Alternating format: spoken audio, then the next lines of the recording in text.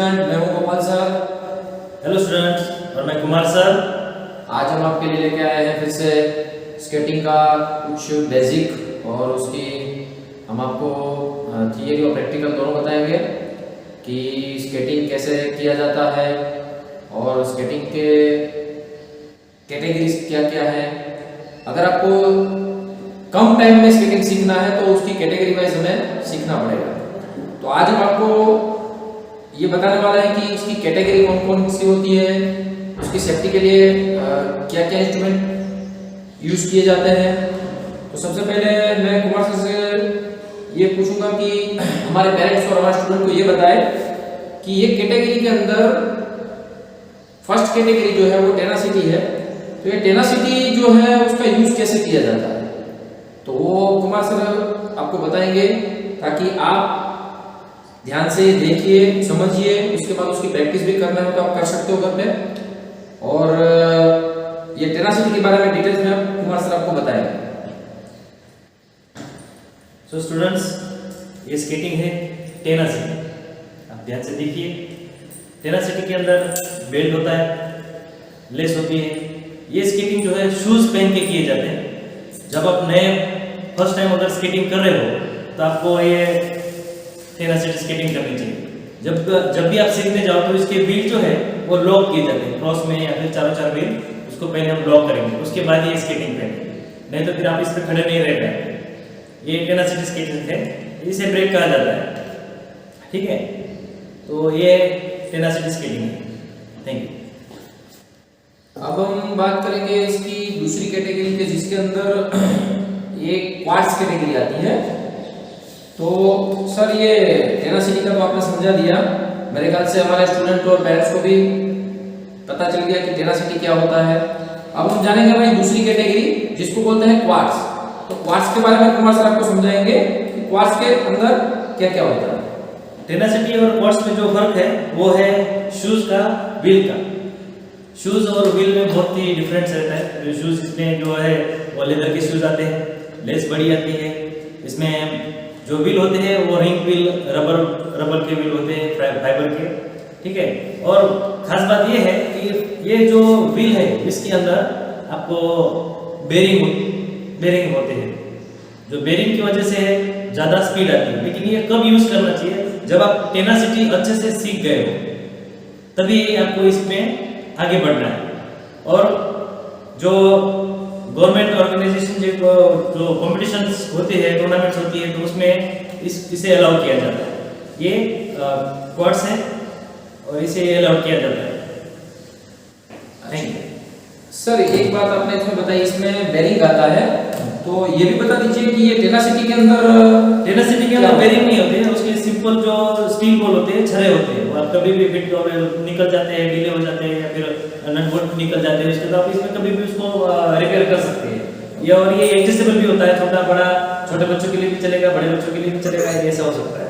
तो इसमें ये देखिए सेटिंग दिया हुआ है, यहाँ से हम अगर छोटे बच्चे हैं तो उसको थोड़ा छोटा भी कर सकते हैं और इसको थोड़ा बड़ा भी कर सकते हैं, मतलब दोनों के लिए ये इतना बड़ा भी हो सकता है, हमारे पेट में भी आ जाए, 9-10 नंबर के जिसका पैर है उसके पेट में भी आ सकता है। ओके, तो जैसे कि सर ने बताया ये क्वाड्स कैटेगरी है। Quads category actually SGFI, School Game Federation of India के द्वारा जो टूर्नामेंट ऑर्गेनाइज की जाती है, उसके अंदर ज्यादातर क्वाड्स ही चलेंगे। टेनासिटी पार्टिसिपेंट नहीं कर पाएंगे इसमें, ये ओनली फॉर सीखने के लिए है। ये जो टेनासिटी है वो सीखने के लिए है। अगर आपको स्केटिंग के कंपटीशन में पार्टिसिपेट करना है तो आपको क्वाड्स ही लेने पड़ेंगे, ठीक है। अब सर हम आपसे पूछेंगे कि ये इसके बाद में हमारी तीसरी कैटेगरी आती है, जिसका हम बोलते हैं इनलाइन। तो ये इनलाइन के बारे में थोड़ा पेरेंट्स को, स्टूडेंट को समझा दीजिए। सर मैंने तो बहुत सारे बच्चों को देखा, ये प्रोफेशनल इनलाइन स्केटिंग, इस तरह के प्रोफेशनल इनलाइन स्केटिंग होते हैं। और मैंने देखा है कि फर्स्ट स्टैंडर्ड के बच्चे जिनको स्केटिंग नहीं भी आता है वो भी इनलाइन लेके आते हैं, क्योंकि ये देखने में और लुक वाइज अच्छा रहता है। इसलिए बच्चे जिद करते हैं मम्मी पापा से, और मम्मी पापा फिर ले देते हैं उनको। तो क्या है, फिर उसमें वो बच्चे सीख नहीं पाते हैं। इसलिए आपको मैं बताना चाहता हूँ कि आपको स्टार्टिंग में टेनासिटी सीखने के बाद क्वाड्स, और क्वाड्स के बाद अगर फुल आपने 2-3 कॉम्पिटिशन खेल लिए है, उसमें नंबर आ गया है, तो ही आपको इनलाइन स्केटिंग लेना है। टॉय स्केटिंग नहीं लेना है। जो टॉय इनलाइन स्केट होते हैं जिसमें आगे वाली व्हील में लाइटिंग होती है वो नहीं लेनी है, ठीक है। ये इनलाइन स्केटिंग है, एजीएफआई खेल महाकुंभ जब होता है, खेल महाकुंभ की जो टूर्नामेंट होती है, कॉम्पिटिशन होती है, तो उसमें ये दो कैटेगरी है, ये दो ही कैटेगरी अलाउड है, एक क्वाड्स और एक इनलाइन। इसी में हमें प्रैक्टिस करनी है। सीखने के लिए हमें टेनासिटी का इस्तेमाल करना है। अब सर हम ये कैटेगरीज की बात हो गई कि 3 कैटेगरी आती है। अब थोड़ा हम उसकी सेफ्टी के बारे में बताना चाहते हैं आपको। तो ये स्केटिंग जब हम करते हैं तो पूरा बॉडी मतलब कभी भी आप गिर सकते हो, तो उसके लिए हमारे सेफ्टी गार्ड्स भी यहाँ पर मौजूद है। तो सेफ्टी गार्ड्स के अंदर आपको हम बताना चाहते हैं कि पूरा एल्बो गार्ड्स भी आएगा, नी गार्ड्स आएगा, हेलमेट आएगा, बराबर। पर इसके अंदर भी 2 तरह के गार्ड्स आते हैं। इसमें अंदर 2 तरह की कैटेगरी होती है। वो सर बताइए ना। ये तो छोटे बच्चे जब टेनासिटी और सब करते हैं ना, तो इसके साथ ये आपको किट मिलती है, तो आप ये पहन सकते हैं, अच्छा है, ठीक है। लेकिन कंपटीशन के लिए आपको इसके ज़्यादा शक्ति वाला चाहिए हो, तो इसके लिए हेलमेट की जगह हम ये प्रोफेशनल हेलमेट यूज करेंगे। ये प्रोफेशनल हेलमेट है। इस हेलमेट को आप साइकिलिंग में भी इस्तेमाल कर सकते हैं और स्केटिंग चलाने में भी इस्तेमाल कर सकते हैं। ज़्यादातर आपने देखा होगा अगर रोड पे साइकिलिंग करते हैं तो ऐसे वाले ही हेलमेट यूज होते हैं। दूसरा सर, गार्ड्स कंपटीशन जब भी हम खेलने जाते हैं ना, तो गार्ड्स कंपलसरी होता है, हेलमेट कंपलसरी होता है, या फिर आपको पार्टिसिपेट नहीं करने देंगे। तो इस तरह के गार्ड मैं आपको प्रिपेयर करूंगा कि यही आप गार्ड्स लीजिए। इस तरह के जो वेलक्रो वाले गार्ड्स होते हैं वो ना ले, ठीक है। इस तरह वाले गार्ड्स लेने चाहिए आप। दूसरा जो गार्ड्स है उसके बार वेलक्रो खराब हो जाएगी, पहनाने में चलने के टाइम पे बार निकलता है, तो बच्चा बार बांधता है, तो ये तकलीफ इससे ये गार्ड्स पहनने से नहीं होगी। तो आपको यही गार्ड्स लेने चाहिए इस तरह के। इसको आप सीधा पैर में डाल के या फिर हाथ में डाल के सीधा ऐसे खींच लेंगे तो हो गया। ये सॉक्स की तरह मतलब सॉक्स की तरह पहन सकते हैं इसको। और ऐसा समझ लीजिए कि इसके इलास्टिक अगर थोड़े ढीले हो गए तो यहाँ पे हम पहनने के बाद या फिर निकालने के बाद उसको छोटा सा स्टिच कर देंगे यहाँ पे, तो ये फिट भी हो जाएगा, तो निकलेगा नहीं, हिलेगा नहीं।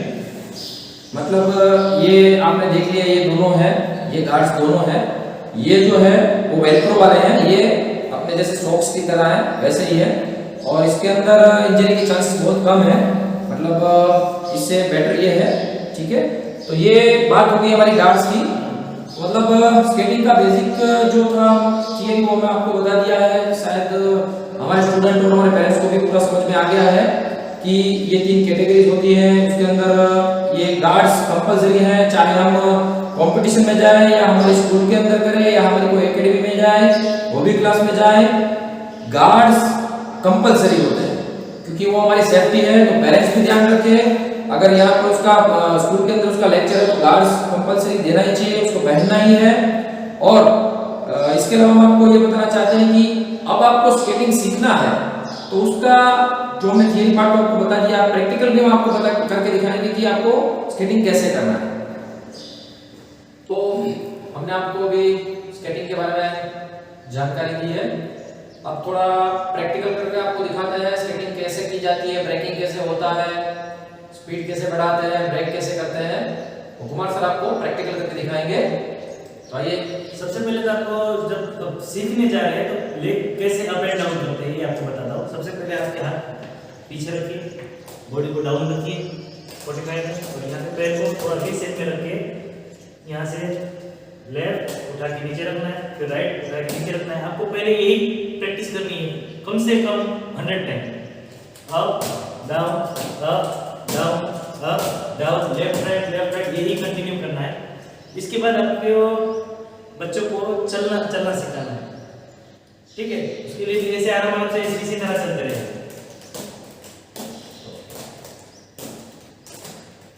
इसी तरह चलेंगे, ठीक है। दूसरा मैं आपको थोड़ा जिन बच्चों को स्पीड अच्छी है, जो सीखने आते हैं, जो सीखे हुए हैं, लेकिन क्या है वो सीधे खड़े रहने के लिए क्या करते हैं पता है, सीधा आते हैं और दीवार पर टकरा जाते हैं। और इस तरह कभी-कभी क्या होता है इसमें इंजरी भी हो सकती है, लग भी सकता है, और किसी सामने वाले को धक्का दिया तो गिर भी सकता है, लग भी सकता है। तो मैं आपको दो तरीके के ब्रेक बताते हैं, एक होता है राउंड ब्रेक और एक होता है टी ब्रेक। तो मैं आपको टी ब्रेक और राउंड ब्रेक आपको करके दिखाऊंगा, ठीक है। जब तक मैं पोज ले रहा हूँ ब्रेक लगाने की, तब तक आपको इस वीडियो का आनंद लेना है।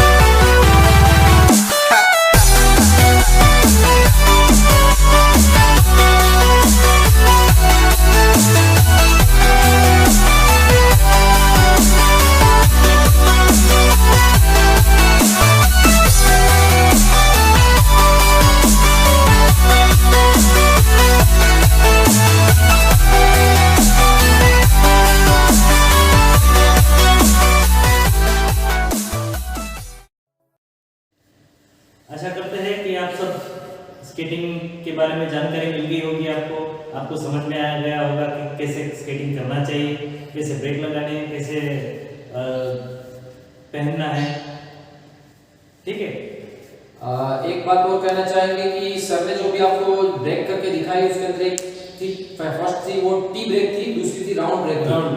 बट आपको ये ब्रेकिंग किसी सर या कोच के सामने ही करना है, घर पे इसकी प्रैक्टिस नहीं करनी है, क्योंकि इसमें गिरने के चांसेस भी ज्यादा है। तो पहले आपको यहाँ पर ट्रेनिंग दी जाएगी, उसके बाद ही आपको यूज करना है, उसका खास ध्यान रखना। धन्यवाद।